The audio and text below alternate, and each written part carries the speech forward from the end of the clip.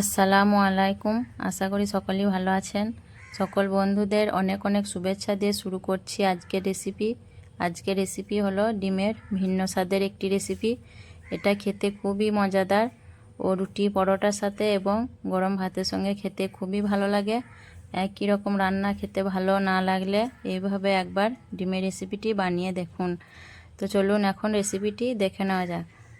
তো ডিমের ভিন্ন স্বাদের রেসিপির জন্য আমার লাগছে এখানে আমি 3টে ডিম সেদ্ধ করে নিয়েছি আগে থেকে। আর এখানে আছে 2টো বড় সাইজের পেঁয়াজ কুচি, ক্যাপসিকাম কুচি, একটা টমেটো কুচি আর 5-6টা মতো কাঁচা লঙ্কা কুচি। আর এখানে আছে হলুদ গুঁড়ো, জিরে গুঁড়ো, রসুন কুচি, আদা কুচি, ধনে গুঁড়ো আর সামান্য লঙ্কা গুঁড়ো। বেশি মশলা দেব না, হালকা মশলার মধ্যে করব। আর 3 টুকরো রসুন কুচি নিয়েছি আর সামান্য একটু আদা টুকরো। তো ভিন্ন স্বাদের রেসিপির জন্য আমার এইগুলি লাগছে। আর একঘেয়েমি রান্না খেতেও ভালো লাগে না, তার জন্য আজকে আমি ডিমের ভিন্ন স্বাদের একটি রেসিপি বানাবো। এগুলো এখন আমি সাইডে রেখে দিচ্ছি। প্রথমে আমি এই গ্রেটারটা দিয়ে আমি প্রথমে ডিমগুলো গ্রেট করে নেব। আর আমি এই মোটা ফাঁকটা দিয়ে করব, এটা খুব সরু, এটা দিয়ে করলে ডিমটা একদম মিহি হয়ে যাবে, তার জন্য আমি এই মোটাটা দিয়ে করব।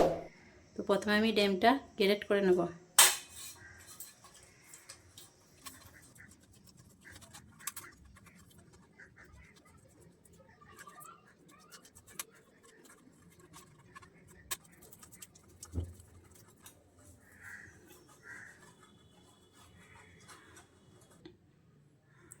তো ডিমটা আমার গ্রেট করা হয়ে গেল।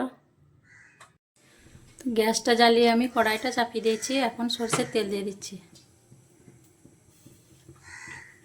তেলটা খুব ভালোভাবে গরম করে নেব। একটু ছড়িয়ে দিচ্ছি তেলটা।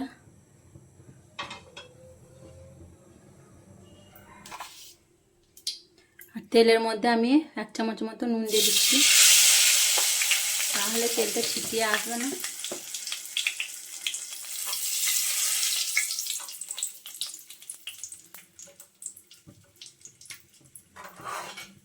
তেলটা খুব ভালোভাবে গরম হয়ে গেছে আর গ্যাসটা আমি হাই হিটে রেখেছি। এখন দিয়ে দিচ্ছি লঙ্কা কুচিটা।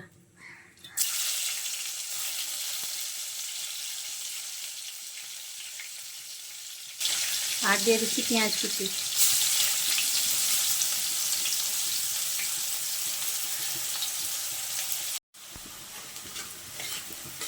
পেঁয়াজটা কিছুক্ষণ ভেজে নেওয়ার পর এখন আমি দিয়ে দিচ্ছি ক্যাপসিকাম কুচি আর টমেটো কুচি।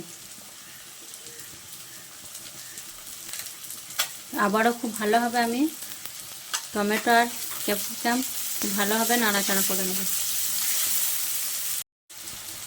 টমেটো আর ক্যাপসিকামটা কিছুক্ষণ ভেজে নেওয়ার পর এখন রসুন কুচি আর আদা কুচিটা দিয়ে দিচ্ছি। আবারও ভালোভাবে নাড়তে থাকবো।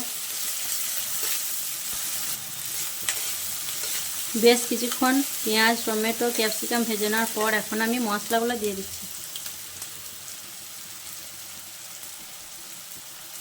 আর একটু পানি দিয়ে দিচ্ছি যাতে মশলাটা লেগে না যায়।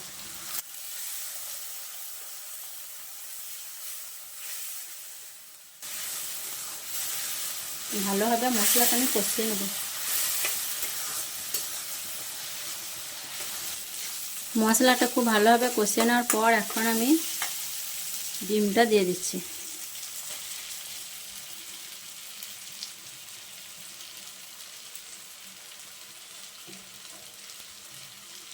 ডিমটা দেওয়ার পর আবারও আমি খুব ভালোভাবে সব কিছু কষিয়ে নেব। এটি খুবই সহজ একটি রান্না আর এটি তাড়াতাড়ি রান্নাও হয়ে যায়, বেশি সময় লাগে না। আর গরম ভাতের সঙ্গে মেখে খেতে খুবই ভালো লাগে। রুটি, পরোটা, পোলাও ভাত সবেরই সঙ্গে খাওয়া যায়। আর একবার খেলে বারবার খেতে ইচ্ছে হয়। খুবই মজার একটি রেসিপি।